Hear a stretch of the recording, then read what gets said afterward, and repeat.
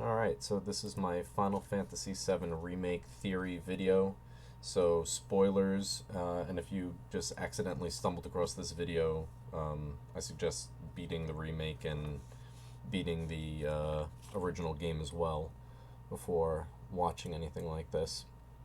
I'm going to start at the beginning of the opening movie of the remake here. And we have, of course, view of that spot there, which is significant, and we have a black bird flying in, right? And at first when I saw this, I was like, oh, that black bird looks really like kind of old and run down. And then we hear Sephiroth's music, and right there, that's pretty significant. We have a black bird flying in over Zack's grave, basically, along with Sephiroth's music coming in.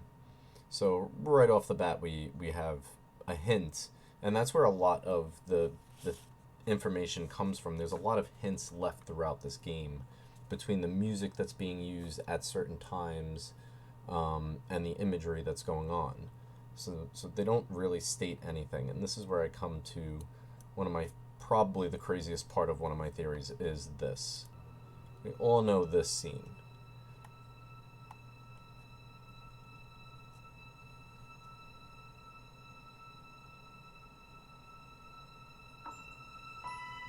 But I argue that this scene is different than what the original had. We go back to the original game. And we watch the opening here. There's a difference. Her eyes are open and she blinks. Her eyes aren't closed like that until this scene.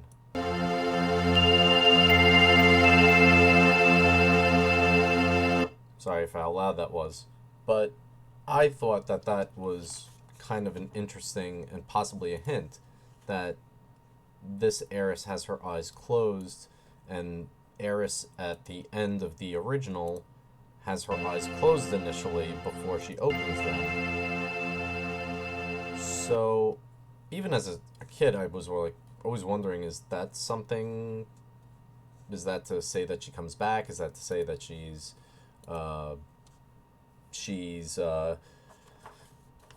there's a way to save her? Or are there hints there? And I'm wondering if the Namor is these guys know what they're about. They know their stuff. They know their material. They're not like Akira Toriyama, who forgets that Saiyans have tails, right? These are guys that all of the original makers of the game are a part of this, and if they're using this as a hint, it's not surprising, because really this Sephiroth that we're seeing throughout the game doesn't seem to be the original game Sephiroth, or there are possibly two Sephiroths throughout the game. Here's another thing that comes down to what this all the significance could be. It could be that the original ending of Final Fantasy was the bad ending, and this is what I mean by that.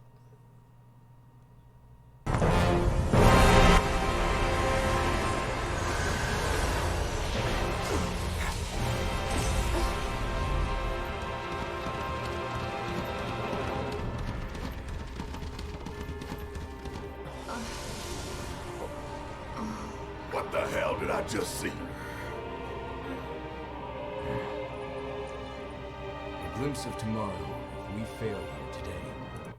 So basically, if they fail at stopping Sephiroth, that's the ending, right? So, or if they, I'm sorry, not even stopping Sephiroth, if they fail to basically defy destiny, right? If they fail to defeat what the fates are trying to keep in line, and that's basically what the fates are doing. Someone had pointed this out. In the original game, you don't fight Reno, right? In the original game, sorry again for the sound, but right, there's the date deal. Okay, and then Cloud stands up to Reno, but then they run out the back. There's no fight. Now, in this scene, there's the scene with Aerith and Cloud. Cloud gets dragged out of the church by these ghosts, which I don't think I'm going to be able to find that scene. But in the game, after you defeat Reno, you get dragged out.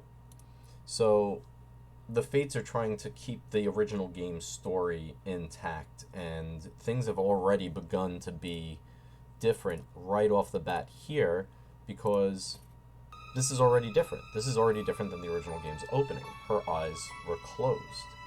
And also, she delays here. Something delays her and spooks her.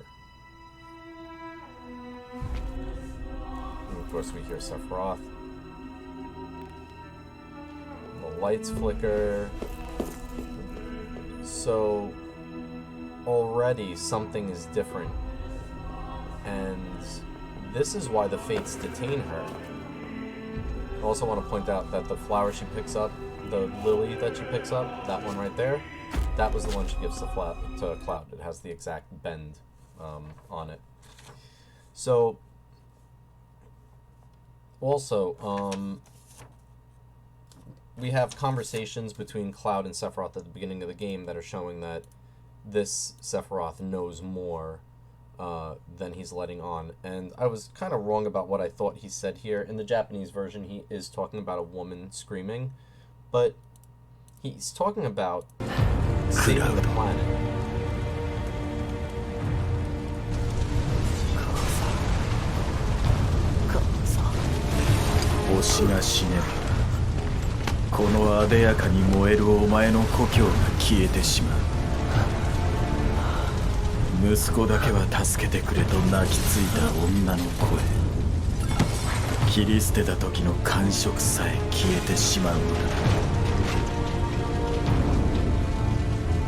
Now, I had thought he was talking about Aerith there, but because he says the planet and he doesn't change the subject, but when I decided to hand translate the Japanese because I'm a freaking lunatic, basically what he says is if the star dies, they use star a lot for planet in this instance, it burns with glamour, your hometown will disappear. The next line is when Cloud says Kaza Kaza, only my son should help me, the voice of a crying woman, even the feelings when thrown away will disappear.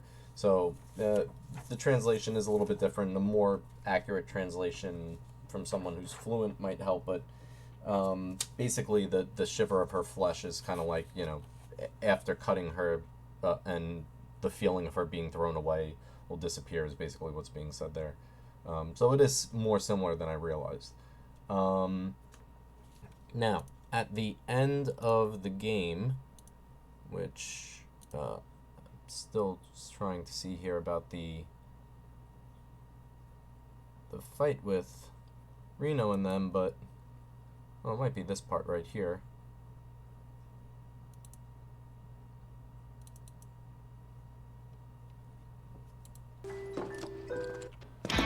Alright, Reno comes in.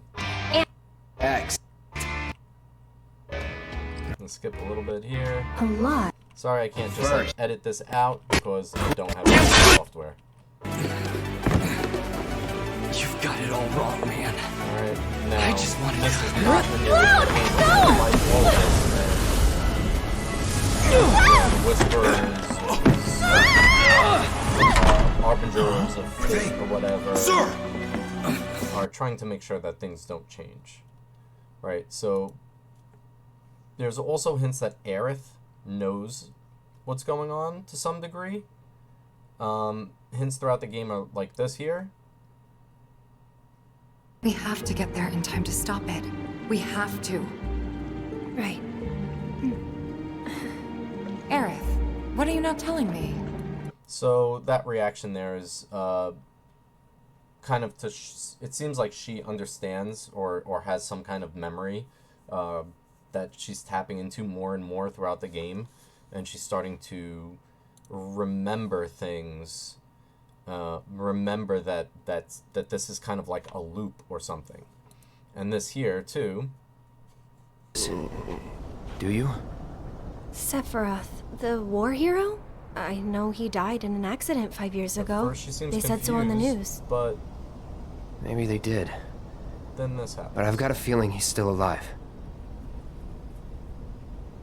Oh, right.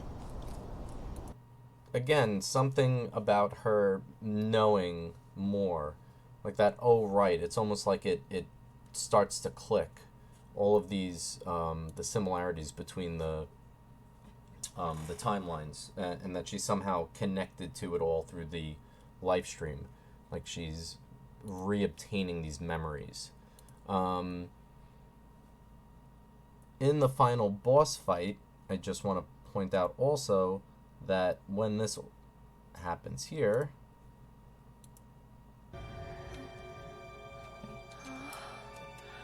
and this is another part of the theory that we may be past the end of the game, because this right here, What the hell is this? this is this is meteor coming down. This is black materia being used. This is the end of the original game. We stepped through that Destiny's Crossroads, stepped into the singularity, and we have gone past all of the events of the game up to the, and we're now at this point. You know, while like everybody's in the northern crater fighting the other Sephiroth, this Sephiroth shows up and just seems to suck up all of the black materia's power. And this is, there's no way this is original game Sephiroth, right? This is right out of Advent Children, this whole scene. Even the fact that he has the one wing in the first place. Right? At the end there, when we see him with the one wing come out, wherever it is in the middle of the fight or something. You know, we know that he was never shown with a wing until the, you know, the safer Sephiroth part of the end battle. So we may be trying to change what happens, and my theory is that Sephiroth's plan here is just like it's always been. He wants to utilize the planet for something, but now it's for a different reason. Now he knows the planet is going to die, and Aerith says this about Sephiroth at one point. He'll tell you he wants to save the planet, but everything about him's wrong. This is not, but not like this, right? So she knows that he's got something up his sleeve. Why does he want to save the planet? And I'm gonna play the parts here that have the accurate translations. This is another thing, by the way. This is the end of the game. This is the end of the original game. So we have come to the point where we're facing off against Sephiroth again in the, you know, through the wormhole. But it's just like at a different moment in that present time period when Meteor was coming down. So he tells him that which we see does not yet exist, right? And he says, right? And there's a lot of there's a lot of things we can connotate out of that. There's him saying, our world will become part of it one day. It could be that this is the future. And in the story menu, it says Sephiroth shows a vision to Cloud of the demise of the planet 7 seconds before the demise of the planet or something. So it seems like he's talking about our world will become a part of it in the future, not that this planet that we're on, Gaia, will eventually become a part of this nebula. That was another theory that was getting tossed around. If the planet dies, Sephiroth dies, right? Sephiroth could potentially live forever. And he doesn't want to vanish, and he says he doesn't want Cloud to vanish. And Cloud has Genova cells. So Cloud is the key to this. Leading edge of the world in Japanese, again, it's a better translation. But it's maybe a little bit more confusing in some ways. 運命に抗ってみないか。 And then even here, what he says to Cloud is different about the 7 seconds. 終末の7秒前。だが、まだ間に合う。 We can still make it in time. 未来はお前次第だ。 And the future is up to you, right?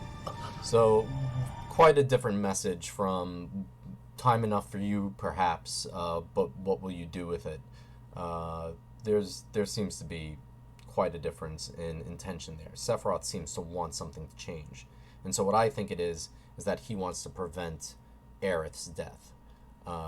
So, basically, another part that might have something to do with it is Dirge of Cerberus. And Dirge of Cerberus, right, we have this thing, Omega. A lot of people didn't play this game. It's divisive. But we have Omega, and this was how you get off the planet, right? This was like the final weapon that when the planet dies, it launches off into the cosmos. So what does Jonova use to, when she absorbs a life stream of a planet and flies off into the cosmos to take over another planet? What would be her vessel? It's not the planet itself. It's most likely this being. Each planet probably has something like an Omega that she utilizes, or it utilizes, since Jenova is just a virus. And Sephiroth is in full control over that, since,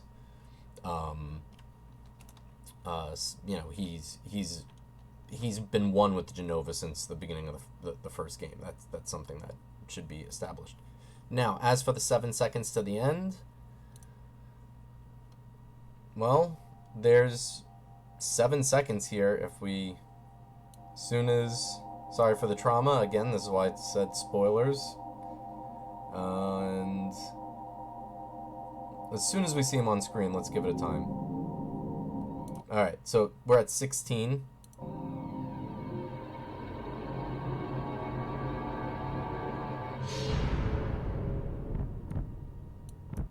Alright, so from like 17 to 16, people have actually made even better videos which shows seconds as he comes down. From the moment we see him,